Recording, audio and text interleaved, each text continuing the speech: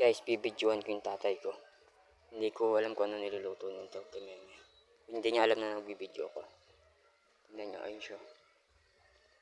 Ayun siya. Ayun yung tatay ko. Wala siyang malutong ulam. Hindi ko alam kung ano nilulutong ulam nito. Check natin. May papalat ah.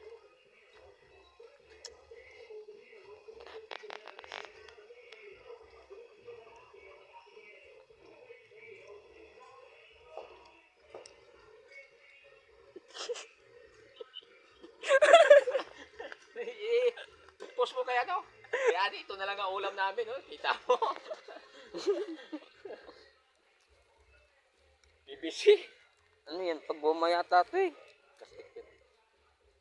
Lalambot ba yan? Lalambot yun. Nagyan mo na ng sibuyas. Mamaya na. Pag lumambot.